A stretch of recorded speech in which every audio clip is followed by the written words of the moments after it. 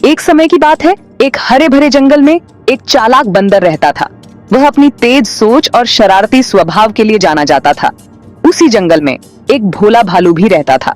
वह बड़ा और ताकतवर था, लेकिन ज्यादा होशियार नहीं था। बंदर को शरारत करना बहुत पसंद था और भालू अपने सीधे साधे स्वभाव के कारण अक्सर उसका आसान शिकार बन जाता था। एक धूप वाली दोपहर जब बंदर पेड़ से पेड़ पर झूल रहा था, तो उसने नीचे भालू को देखा। भालू भूखा था और भोजन की तलाश कर रहा था। अरे मिस्टर बेयर, बंदर ने आवाज दी। उसकी आवाज पेड़ों में गूंज उठी। भालू ने ऊपर देखा। बंदर को अचानक देखकर चौंक गया। आज क्या कर रहे हो? भालू ने आह भरी। उसका पेट गरज रहा था।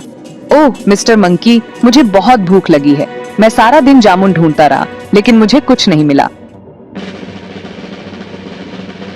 बंदर ने चिंतित होने का नाटक किया।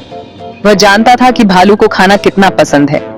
ये तो बहुत बुरा हुआ मिस्टर बेयर, तुम्हें बहुत भूख लगी होगी। उसकी आंखों में एक शरारती चमक थी। मुझे एक ऐसी जगह पता है जहां हमें सबसे स्वादिष्ट कटहल मिल सकते हैं। ये जामुन से ज्यादा स्वादिष्ट होता है।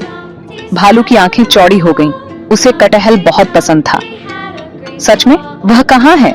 उसने उत्सुकता से पूछा।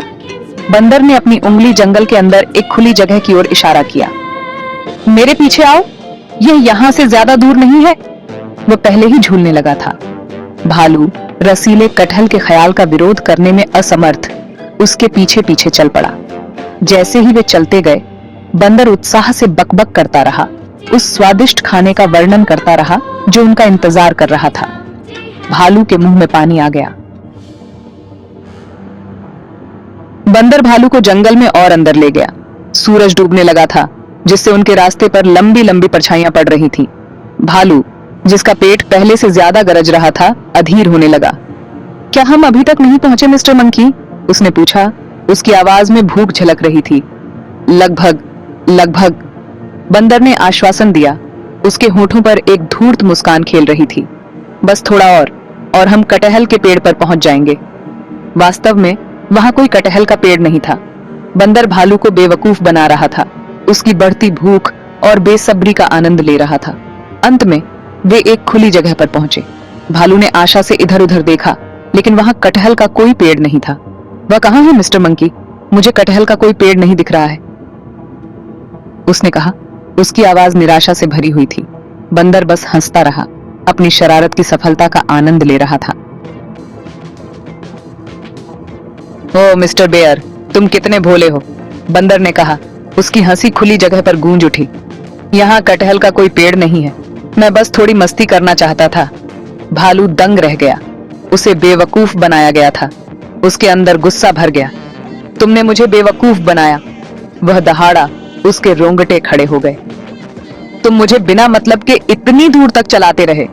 बंदर ने भालू का क्रोध देखकर जान लिया कि उसने हद पार कर दी है।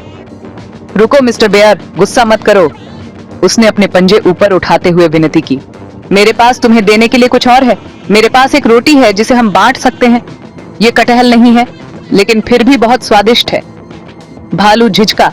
उसका गुस्सा थोड़ा कम हुआ। उसे अभी भी भूख लगी थी और रोटी कुछ नहीं से बेहतर थी।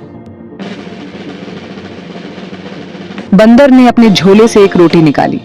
भालू की आंखें चौड़ी हो गईं। रोटी बहुत स्वादिष्ट लग रही थी। ठीक है, भालू बड़बड़ाया, लेकिन ध्यान रहे कि हम इसे बराबर बराबर बांटें। मुझे बहुत भूख लगी है। जरूर जरूर, बंदर ने कहा और जल्दी से रोटी के 2 टुकड़े कर दिए। हालांकि अपने शरारती स्वभाव के अनुसार उसने यह पक्का कर लिया कि एक टुकड़ा दूसरे से बहुत बड़ा हो। फिर उसने दोनों टुकड़े भालू की ओर बढ़ाए। जो भी टुकड़ा तुम्हें पसंद हो, चुन लो मिस्टर बेयर, उसने कहा। निर्दोष दिखने की कोशिश कर रहा था। भालू अभी भी बेवकूफ बनने से थोड़ा मूर्ख महसूस कर रहा था। उसने बंदर की धूर्त चाल पर ध्यान नहीं दिया। उसने तुरंत बड़े टुकड़े के लिए हाथ बढ़ाया। अपनी भूख को संतुष्ट करने के लिए उत्सुक था। बंदर मुस्कुराया, खुद पर प्रसन्न। लेकिन इससे पहले कि भालू एक कौर ले पाता, बंदर चिल्लाया, रुको, ये तो अनुचित है। भालू रुक गया, भ्रमित। तुम्हारा क्या मतलब है? मैंने बड़ा टुकड़ा चुना, जैसा तुमने कहा था। गैप 2S, वह बड़बड़ाया, रोटी उसके मुंह के पास ले जाते हुए। हाँ, लेकिन यह अनुचित है क्योंकि मुझे छोटा टुकड़ा मिला। बंदर चिल्लाया, परेशान होने का नाटक कर रहा था। तुम मुझसे बड़े और ताकतवर हो, तुम्हें छोटा टुकड़ा लेना चाहिए था। भालू ने बंदर को घूरा, फिर रोटी को। उसकी भौहें सोच में सिकुड़ गईं। बंदर की बातें भ्रमित करने वाली थीं, लेकिन उनमें एक अजीब तरह का तर्क था। तुम सही कह रहे हो। भालू अंत में सहमत हो गया। बड़ा टुकड़ा लेने के लिए थोड़ा दोषी महसूस कर रहा था। उसने अनिच्छा से उसे वापस बंदर को दे दिया। बंदर ने अपनी हंसी रोकने की कोशिश करते हुए जल्दी से बड़े टुकड़े को आधा चीर दिया और आधा वापस भालू को दे दिया। लो, अब यह उचित है, बंदर चहचहाया। जल्दी से रोटी का अपना टुकड़ा अपने मुंह में भर लिया। भालू ने अभी भी अनिश्चित महसूस करते हुए टुकड़ा लिया और खाने लगा। वह आगे बहस करने के लिए बहुत भूखा था। बंदर ने भालू को एक बार फिर सफलतापूर्वक चकमा देकर फैसला किया कि भालू को यह एहसास होने से पहले ही उसे वहां से निकल जाना चाहिए कि क्या हुआ था। अच्छा मिस्टर बेयर, मुझे अब जाना चाहिए। रोटी का आनंद लो, उसने जल्दी से कहा। पहले से ही पास के एक पेड़ पर चढ़ रहा था। अरे रुको 1 मिनट, भालू चिल्लाया। आखिरकार उसे एहसास हुआ कि उसे फिर से बेवकूफ बनाया गया है, लेकिन बहुत देर हो चुकी थी। बंदर पहले से ही पेड़ की ऊंचाई पर था। उसकी हंसी जंगल में गूंज रही थी। भालू ने अपना सिर हिलाते हुए आह भरी। उसे एक बार फिर चालाक बंदर ने मात दे दी थी, लेकिन इस बार जैसे ही उसने अपनी रोटी चबाया, वह मुस्कुराए बिना नहीं रह सका। वह मूर्ख था, लेकिन बंदर की चालबाजी काफी मनोरंजक थी। उस दिन से भालू बंदर की चाल के बारे में ज्यादा सावधान रहने लगा।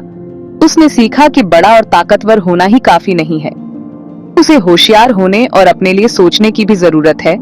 यहाँ तक कि वह उनके इन छोटे छोटे खेलों का आनंद लेने लगा, यह जानते हुए कि बंदर अपनी शरारत के बावजूद वास्तव में उसे नुकसान पहुंचाने की कोशिश नहीं कर रहा था।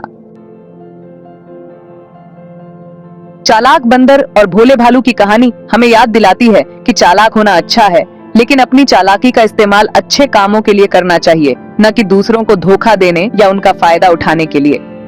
यह हमें यह भी सिखाती है कि कभी कभी बेवकूफ बनना ठीक है, जब तक कि हम अपनी गलतियों से सीखें और उन्हें दोबारा न होने दें।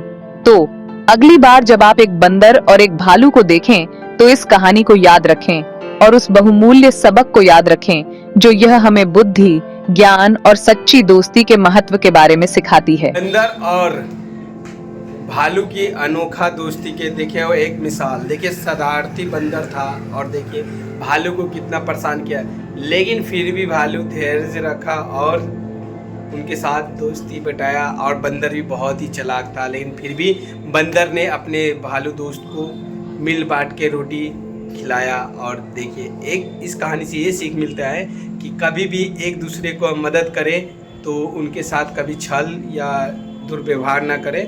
मदद जो करे उनको अच्छे से, कोई ऐसा मुसीबत आए तो आपको भी मदद करना चाहिए।